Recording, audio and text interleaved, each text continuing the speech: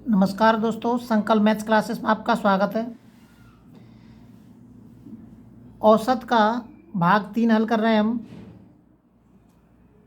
पहला सवाल है, प्रथम 10 सम प्राकृतिक संख्याओं का औसत कितना है। प्राकृतिक संख्या जानते हैं आप, 1 2 3 4 5 6। प्राकृतिक संख्या 1 से स्टार्ट होती है हमारी। 1 2 3 4 5 6 ये प्राकृतिक संख्या होगी हमारी। तो ये कह रहा है कि प्रथम 10, हमें शुरुआत की 10 सम संख्या चाहिए। तो शुरुआत की 10 सम संख्या ले लीजिए आप। 2 4 6 8 10 12 14 16 18 20। 10 हो गई है। 1 2 3 4 5 6 7 8 9 10। अब ये कह रहा है 10 समप्राकृतिक संख्याओं का औसत ज्ञात करना है हमें। इसमें पहली संख्या कितनी है, 2, और लास्ट की संख्या कितनी है, 20। तो इसमें सीधा सीधा मैं आपको एक बता देता हूं सूत्र, जिससे आप इस प्रकार के सभी संख्याओं को कर सकते हैं। फर्स्ट प्लस लास्ट बटे 2,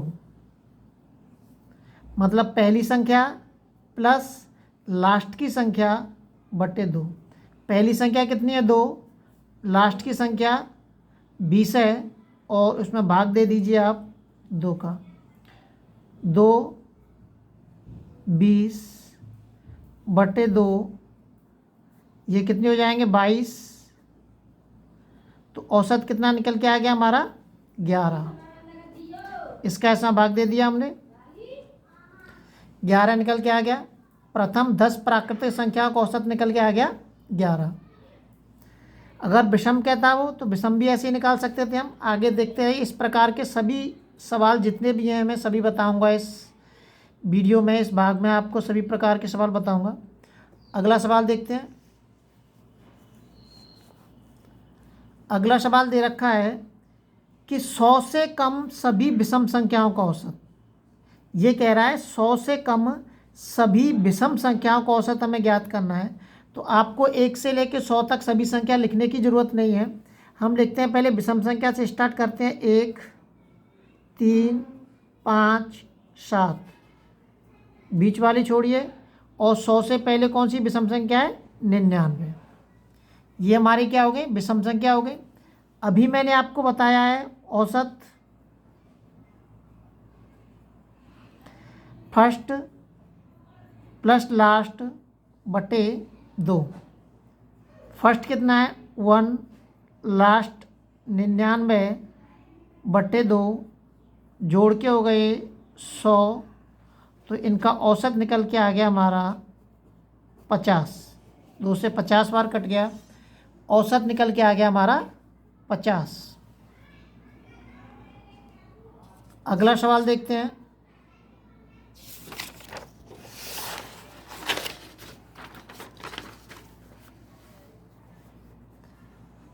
अगला सवाल दे रखा है,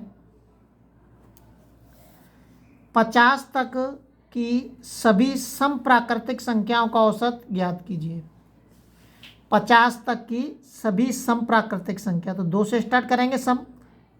2 4 6 8, 50 तक पूछ रहा है वो, तो लास्ट की 50 ले ली हमने।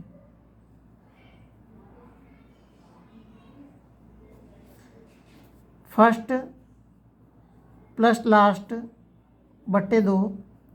पहली संख्या 2 है, लास्ट की संख्या 50 है, बटे 2 52।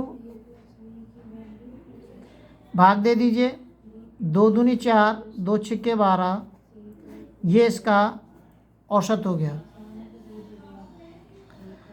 बहुत सरल है, देखते रहें, लगातार मेहनत करते रहें। अगला सवाल देखते हैं। अगला सवाल दे रखा है, 3 के प्रथम 5 गुणजों का औसत कितना है। अब देखिए 3 के प्रथम 5 गुणज, आपको सबसे पहले इसका मतलब पता होना चाहिए गुणज माने क्या होता है। गुणज का मतलब ये समझ लीजिए कि जिन संख्याओं में 3 से भाग जा सकता है उन सभी संख्याओं को हम लिखेंगे। जिन संख्याओं में 3 से भाग जा सकता है वो क्या होंगे, 3 के गुणज होंगे। और एक गुणज का मतलब मासा भी समझ सकते हैं आप, कि इसको एक दूसरे रूप में मासा भी कह सकते हैं।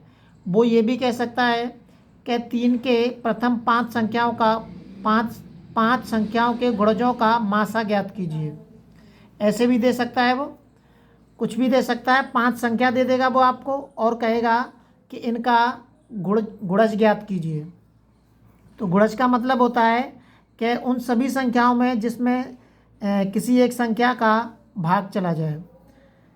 तो 3 के प्रथम 5 गुणज निकालने हमें। 3, 3 दूनी 6, 3 त्रिका 9, 3 चौक 12 और 5 15। 5 की पूछ रहा है वो, औसत पूछ रहा है। औसत जैसे हम करते चले आ रहे हैं वैसे ही करेंगे। फर्स्ट प्लस लास्ट बटे 2। पहली संख्या दे रखी है 3, लास्ट की 15, जोड़ के हो गए 18, 2 नम 18, 9। ये इसका आंसर हो गया, ये इसका औसत हो गया। इस प्रकार के सवाल बहुत ज़्यादा पूछे जाते हैं, विशेष ध्यान दें आप सवालों पे। अगला सवाल देखते हैं। इनको अक्सर करके हम भूल जाते हैं, हमें पता ही नहीं चलता है कि हमें करना क्या है इन सवालों में। प्रथम 100 धन पूर्णांकों का औसत कितना है। अब इसमें कहीं पे प्राकृतिक कह रहा है, कहीं पे धन पूर्णांक कह रहा है। बस इन्हीं शब्दों की वजह से, कहीं पे गुणज कह रहा है, इन्हीं शब्दों की वजह से हम कंफ्यूज हो जाते हैं और सवाल को गलत करके आ जाते हैं। प्रथम 100 धन पूर्णांकों का औसत कितना है। तो 1 से स्टार्ट करना है हमें। 1, 2, 3, 4, कितने तक चलना है हमें, 100 तक चलना है। 100 तक के लिए बोल रहा है वो। ऐसे ही करेंगे जैसे हम करते चले आ रहे हैं। फर्स्ट प्लस लास्ट बटे 2। पहली संख्या 1 दे रखी है, लास्ट की 100 दे रखी है।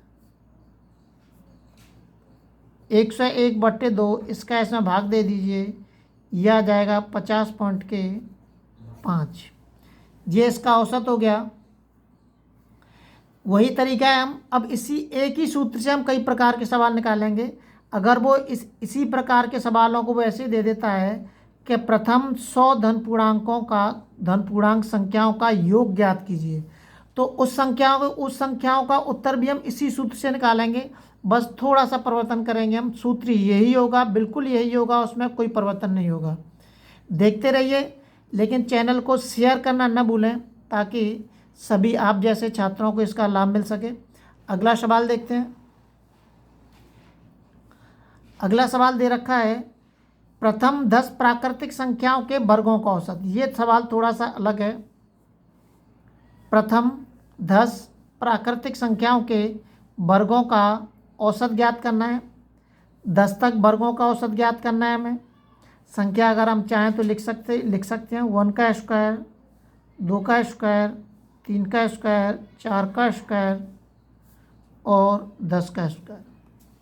ये वर्ग, अब इसमें उस सूत्र को हम नहीं लगा सकते हैं क्योंकि इसमें वर्ग लगा दिया। अब इसमें संख्या कितनी है, 10 है हमारी संख्या, तो इसको n मान लेते हैं। n बराबर के दे रखा है 10। इनमें सूत्र हैं जो आपको याद रखने पड़ेंगे।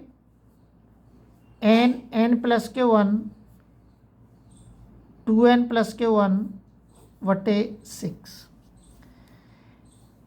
चाहे वो ऐसे बोलते हैं कि 10 प्राकृतिक संख्याओं के वर्गों का औसत ज्ञात कीजिए, 10 सम संख्याओं के वर्गों का औसत ज्ञात कीजिए, 10 विषम संख्याओं के वर्गों का औसत ज्ञात कीजिए, आपको सूत्र यही लगाना है। इन सभी में यही सूत्र लगेगा, कोई अंतर नहीं होगा। अगर वो बोल दे कि 10 प्राकृतिक संख्याओं के घनों का औसत ज्ञात कीजिए तो उसमें सूत्र चेंज हो जाएगा, n प्लस 1 बटे 2 का होल स्क्वायर, उसमें सूत्र हमारा चेंज हो जाएगा। तो इसमें n दे रखा है, n कितना है, 10 है हमारा, 10 प्लस के 1, ये हो जाएगा 10 दूनी 20, 20 प्लस के 1 बट्टे 6, 10, 11, 21 बट्टे 6, 2 तिया 6, 2 पंजे 10, 3 सत्ते 21, 55 इंटू के 7, 7 पंजे 35 की 5, 7 पंजे 35, 38, ये औसत हो गया। इस प्रकार के सवाल बहुत ज़्यादा पेपरों में आते हैं। सरलीकरण में से, औसत में से, इन सवालों को हम भूल जाते हैं क्योंकि ये अभ्यास चाहते हैं और आपको लगातार अभ्यास करना पड़ेगा। अगर आप अभ्यास नहीं करते हैं तो आप सवालों को भूल जाएंगे। बिना अभ्यास के आप एग्जामिनेशन हॉल में सवाल हल नहीं कर सकते हैं। इसलिए लगातार अभ्यास करते रहें और वीडियो को शेयर ज़रूर करें ताकि और भी छात्रों को इसका लाभ मिल सके।